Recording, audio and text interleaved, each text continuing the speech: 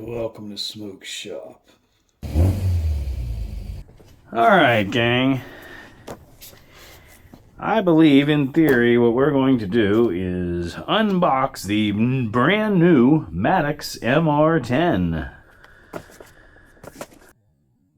I've been needing to get a OBD2 scanner for quite some time. Alright. Probably due for a blade change, but all we're doing is cutting a piece of tape, theoretically, right? Glasses. Can't see a thing without my glasses. Tape on all sides. So this is item number 70834. 70834. This is the MR10. Are you excited? I know I am. This is my first OBD2 code reader. I like carbureted vehicles without computers. But as I have a 2016 Toyota Tacoma, eventually I'm going to need one of these things, so I figured I'd buy one. This is our instruction book. I'm going to take this upstairs and skim through it at the very least, so I have a basic idea of the operations before we go plugging it into my truck or anything. Possibly recycled material here that's holding this thing. What's interesting to me is the screen. I mean, it's got a protector on it, but the screen protector is all scratched up. But that's what it's there for, right? We're going to leave it on. I don't know if there's an update process. This thing is super lightweight. You know, I don't know why it would be really that heavy. All it probably is a circuit board. I don't think this is not a touch screen device or anything like that. We have a USB-C port on the back. And this is your OBD2 plug. That was exciting, huh? So, let's go ahead and see if we can plug this thing in and get it going. If anybody knows where the OBD2 port is in a 1965 Volkswagen, comment below. First thing we gotta do is get into a car that has an OBD2 port. Alright, gang. We have our patient who doesn't really have necessarily anything wrong, but all jokes aside, Taco is the one with an OBD2 port. So, let's get in here and plug in the MR10.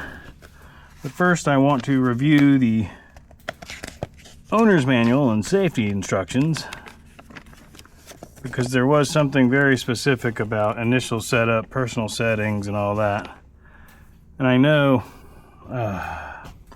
I put down my glasses somewhere, so I'm not going to be able to read this.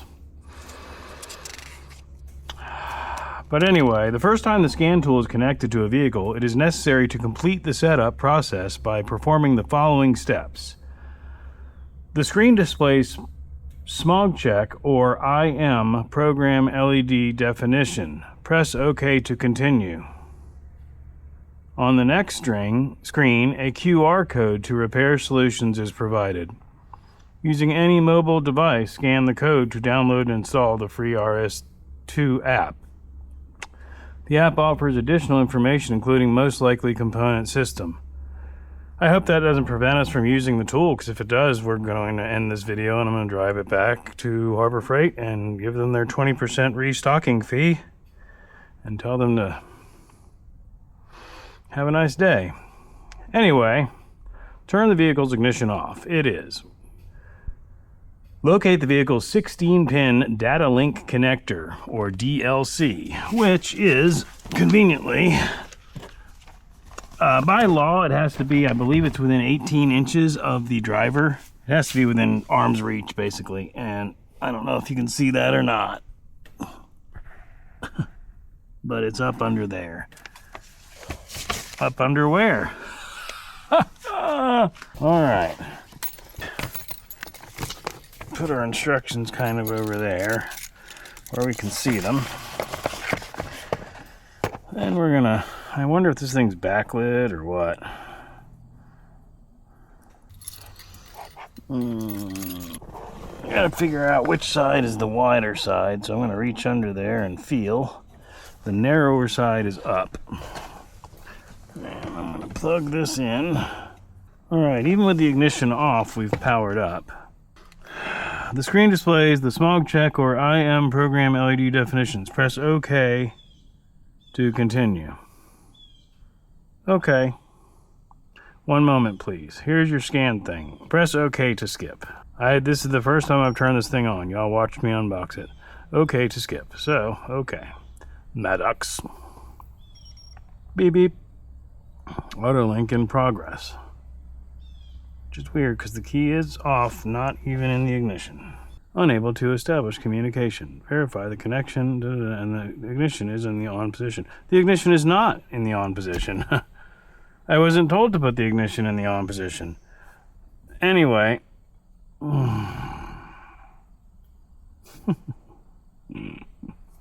Okay. So, now we're going to turn the ignition on. Of course, I have no idea what's about to happen with the camera that's going to link to the truck, of course. Anyway, we're linking, link to CAN.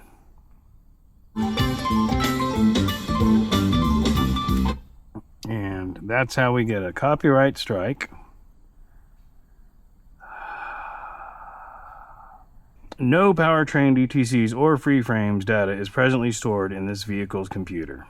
Well, that's good. With smart key, without smart key.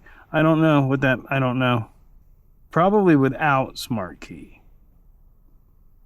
I'm thinking the smart key is probably the push button start. If they said with or without push start, that would probably be a lot more user friendly.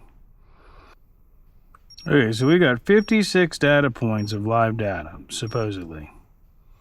The engine is not running, so timing is advanced 5 degrees. So a lot of this stuff, again, is if the engine was started and running.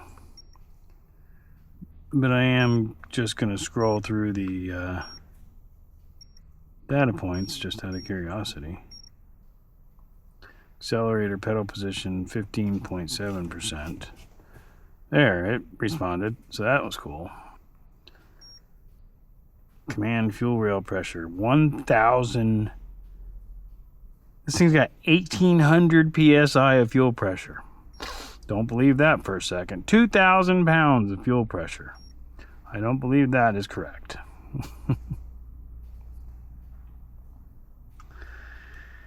88 psi, I would believe. Recommended transmission gear for current vehicle conditions, neutral.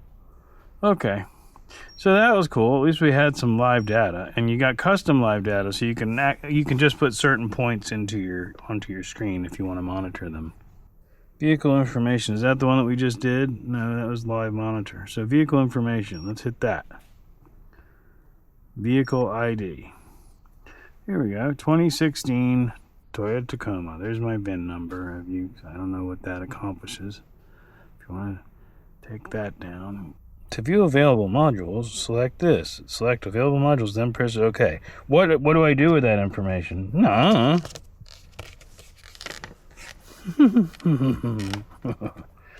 OEM diagnostics. This function performs enhanced OEM level diagnostics. It retrieves DTCs for ABS. Customer report.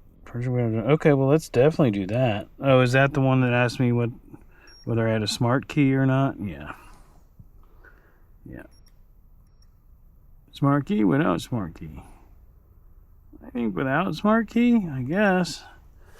I don't know. Let's see if we can find any information on that. Alright, kids, we have confirmed that we do not have a smart key. The smart key is what I said. It's the key fob, or the fob that you don't actually put into the ignition. So without smart key. Is this your vehicle? Well, yeah. Anyway, vehicle inspection. Sure. Diagnostic report. Okay. Pre-scan.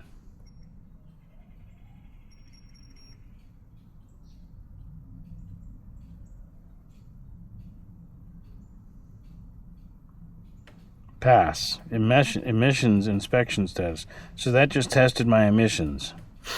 Okay. System no fault available. No fault. No fault, no fault. No fault, no fault. I mean, this is all good. No fault, no fault, no fault. Okay, so what's really funny though is when I crank up the car, okay to skip, it's more than likely gonna reset again, right? And then we want to see live data. Whoops. One moment, please.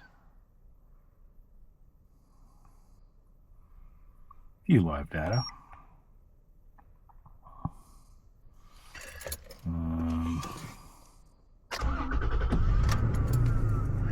Okay, it did not reset. Again, I want to back out because I don't want to fill the garage with exhaust. But let me put my glasses on so I can see. So our engine coolant temperature is rising. Load value, I was going to say, should be dropping. Yep, there we go. I don't know if we've got, yeah, closed loop. Okay. So basically there's a lot of abbreviations, but now that I've got it running and I'm seeing the numbers, I have played with enough OBD2 scanners that I kind of understand what's going on. So yeah, this is all live data and this is all functional. So that is good. Engine RPM, yeah, it's about right. 0 miles per hour. There's our live timing data. Intake air temperature. Right, so, and we can graph any of these things to monitor them while we take a drive or anything like that. So this thing is I may have talked some smack at the beginning. Anyway, we're just gonna keep scanning. But yes, it's picking up all the sensors.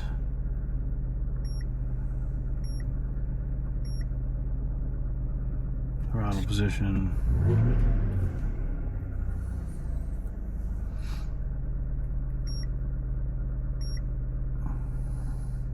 And then we're back to the top. Huh. Okay, well that's interesting to me, and our coolant temperature has definitely gone up. So yeah, this thing is getting live data. I'm not going to get too deep into this just because I don't want to screw anything up.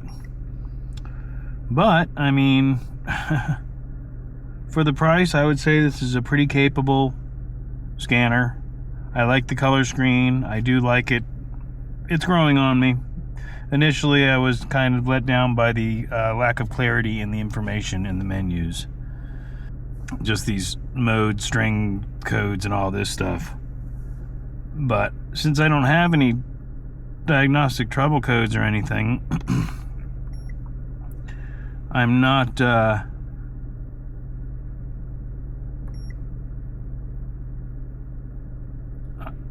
going to get any information. But here, right here, we're showing clarity. These are the tests. Fuel system monitor, oxygen, you know, all of this stuff is very clear. It's not. And that other stuff that I was complaining about, these are all clear in the manual. Alright, anyway, let me pull Taco back out, I guess, really, and shut this thing off. And we'll go through it a little bit more and wrap up this video. Okay, home page, home. We went home. So what we're going to do right now is just do a quick, before I connect this thing to my computer, because it does come with a USB cable, I'm just going to look up Maddox OBD2 scanner update and see what happens. Limited lifetime free updates. Well, I mean, I guess that's what we'll... Software update with instructions is available for download under the software update tab when updates become available. Handhelds. Never allow. I have to bite my tongue and not speak my mind. So I didn't buy this one. I went ahead and went up to this one. Here's your prices, obviously, on them. And I do still believe that this one is more capable. What we do want to see real quick is manuals, guides, and downloads. Nothing there. As far as I know, it's the same manual that I have, so... Software update, under the software update tab. Well, I'm not seeing any software update tab. Okay, that's an infinite loop that I'm doing there, so we're gonna stop that. That's ridiculous. Let's plug it in and see what happens. Plug it in right here. Or better yet, right over here. Because then we can... Why does that not even feel like it fits right? I guess it's right. Theoretically. Oh gosh! Y'all didn't see that. It was just my keys. So there was a USB port. Let's plug it in and see what happens. Oh, boom! PC link. Follow instructions on the PC. Okay. Okay, let's do that.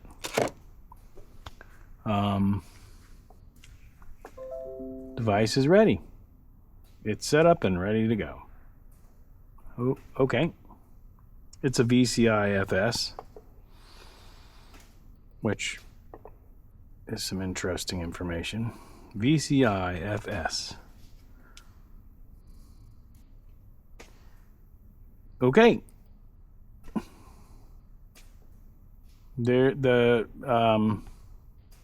All right.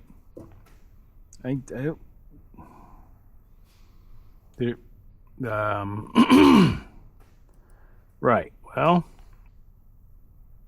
there's no instructions on the PC anymore. Okay. It should... Oh, it's up there. VCI FS. Okay.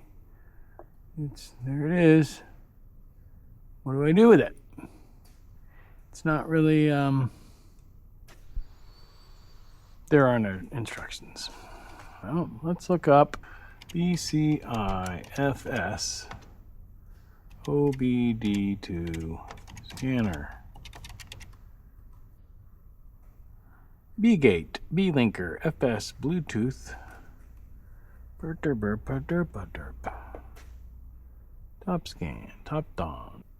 Yeah. Okay, well, let's go back to here and see if we can find anything on here.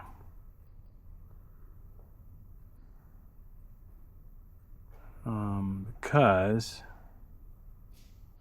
Anyhow, I'm going to assume since this is literally brand new, as it looks, it's 2 days old. I must have just gotten super coincidentally looked it up right at the right time, is my point. But... obviously, it is linked, it is recognizing it, it did download software, and it is identified as a VCI FS. There is no further functionality available to that connection, and I can't find any more information on Harbor Freight. So anyhow, with that being said, the Maddox MR10, for an unboxing and an initial use, considering that the vehicle does not have any trouble codes, I was not able to pull up any trouble codes to identify. However, once we cranked it up and ran through some of the live data and stuff like that, I forget the number, I think it was 52 points or 56 points. It definitely has a lot more data points on the live data than a lot of the more inexpensive scanners that are out there. It is not capable of controlling anything on the vehicle or anything like that. You're going to have to spend more money for that. But for under $100, I would say it's a pretty good entry level, kind of mid-tier scan tool. For my first, I've used professional level ones when I have worked in the shop in the past, and they're next level, but that was also a long time ago. But anyway, hope you enjoyed the video. There's probably another one over there and or over there. Check those out. And we'll see you next time. I'm live every Sunday at noon Eastern. I try to put out a video every Wednesday. As always, thanks for watching. Bye-bye.